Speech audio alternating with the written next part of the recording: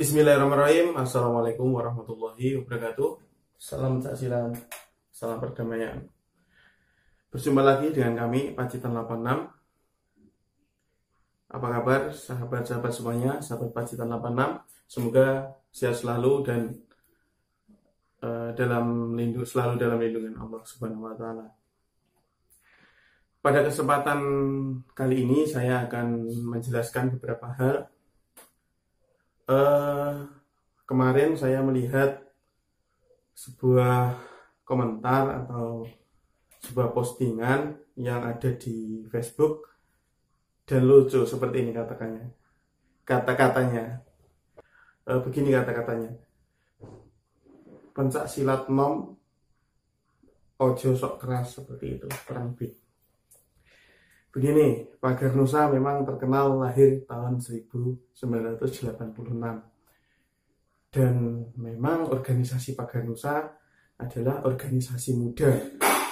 Tapi jika pencak silat Pagar Nusa itu sudah sangat tua, bahkan tidak terdeteksi mulai ada kapan pencak silatnya ya. Kalau organisasinya memang tahun 1986. Kenapa bisa demikian? Sering saya sampaikan bahwa di tahun 1986 itu Pagar Nusa dibentuk dengan cara menggabungkan perguruan-perguruan atau pencak silat yang ada, dijadikan satu menjadi Pagar Nusa. Namun dengan perkembangan daripada Pagar Nusa sendiri, akhirnya ada jurus yang menggabungkan, menjadikan persamaan, menjadikan satu dari berbagai aliran, sehingga ada yang belajar hanya dengan jurus persamaan itu, dan itu menjadi nama Pagar Nusa, biasanya tanpa aliran atau tanpa menyebutkan aliran. Sebenarnya seperti itu. Sebenarnya bukan aliran, yang ada adalah perguruan historis menurut saya. Jadi perguruan sebelum Pagar Nusa dibentuk itu ada perguruan, ya, tempat latihan bela diri. Dan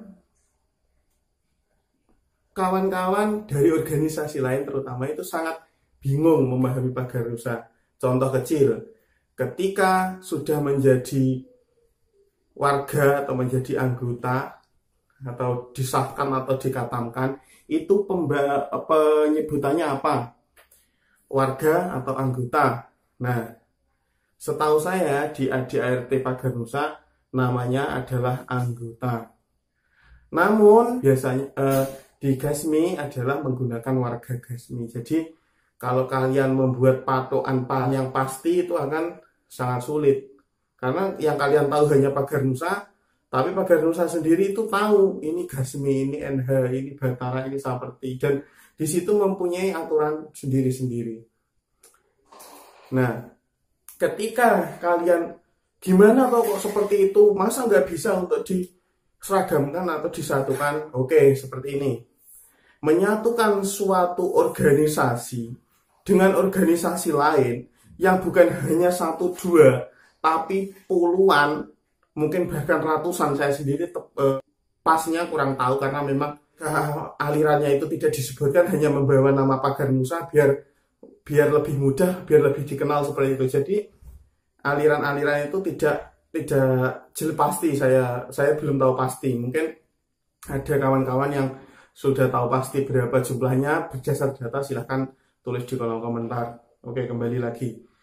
Menyatukan organisasi yang begitu banyak, bukan hanya satu dua, tapi puluhan bahkan ratusan, itu sangat sulit. Awalnya satu menjadi dua, itu biasanya lebih mudah karena bisa disusun ulang, disusun dari awal. Seperti itu.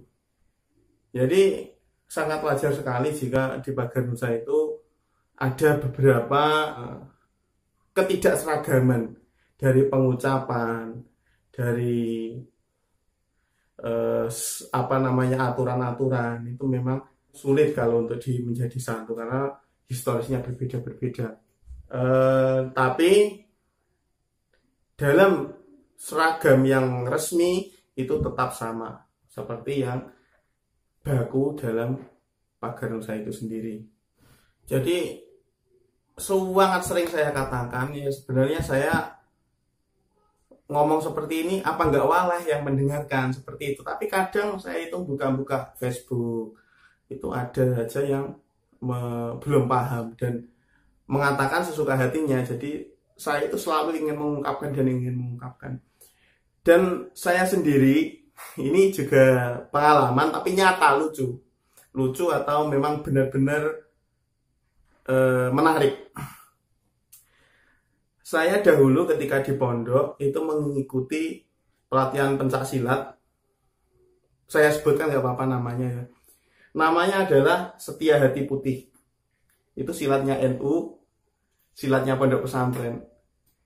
Dan alhamdulillahnya sampai saat ini setahu saya belum bergabung dengan Pagar Nusa atau tidak bergabung.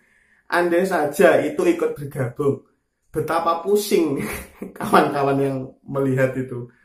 Nanti Pagar Nusa Setia Hati Putih itu sangat menarik menurut saya. Tapi sampai saat ini tidak bergabung dengan Pagar Nusa. Namun itu silatnya pondok pesantren. Kebanyakan yang berlatih adalah dari pondok pesantren Temas dan pondok pesantren Al-Fatah Kikil. Dan jurus-jurusnya pun ya SH menurut saya, karena ya sedikit saja yang saya tahu untuk pembukaan itu memang jongkoknya ya seperti itu. Jongkoknya mirip-mirip seperti itu. Dan saya lihat kemarin di YouTube juga ada yang, dan itu organisasi meskipun jarang kita ketahui tapi itu besar ya. Jadi sudah sampai Afrika Utara kalau nggak salah. Mungkin ada santri dari Afrika Utara yang nanti di Termas kemudian membawa ke sana, mungkin seperti itu. Nah itu jadi kita itu yang penting berusaha untuk menjaga kerukunan. Apa makna persatuan Indonesia itu kalau kita hanya berbeda perguruan, akhirnya saling membeda-bedakan. Beda boleh tapi jangan membeda-bedakan gitu. Bagi saya masalah ada di organisasi dengan warga, dengan anggota, bukan antar organisasi. Ketika semua organisasi pencaksilat mengklaim bahwa yang diajarkannya benar, yang diajarkannya bagus, tidak mungkin mengajarkan keburukan dengan lain organisasi.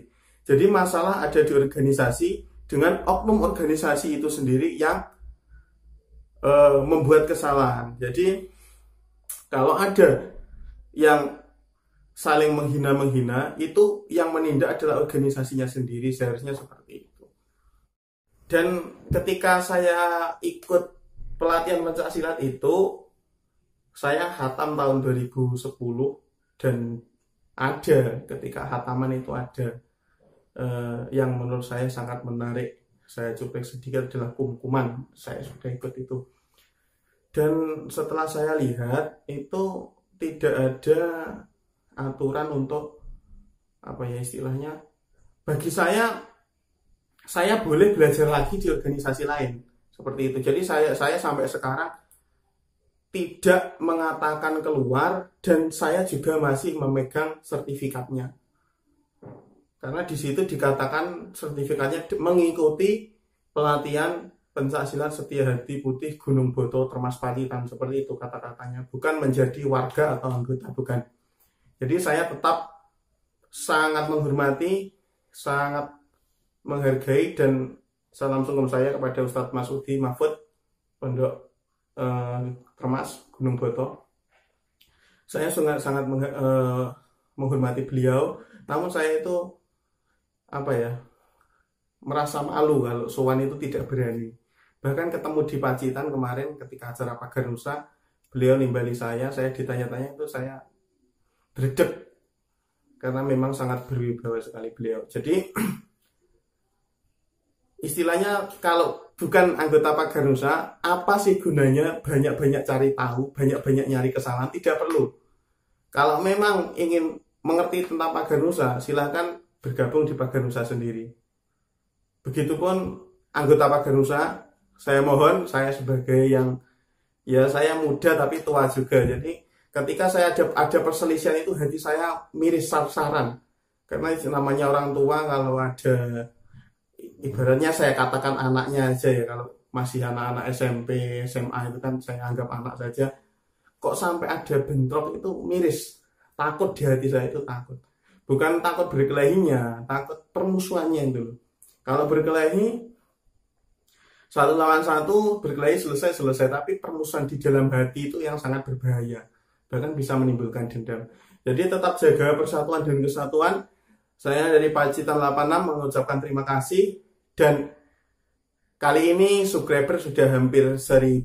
Terima kasih kepada para subscriber setia, dan tetap dukung channel Pacitan 86 untuk menyebar kedamaian. Dan sebisa mungkin saya tidak akan mengupload tentang penghinaan-penghinaan ya, karena sudah banyak yang mengupload, dan namanya penghinaan-penghinaan itu sebenarnya ya sana menghina sini pernah, sini menghina sana pernah, tinggal apa ya, itu ya karena ada yang membuat konten akhirnya ramai seperti itu. Dan saya tidak akan membahas itu. Terima kasih. Akhirul kalam, wassalamualaikum warahmatullahi wabarakatuh. Salam pencak silat, salam perdamaian.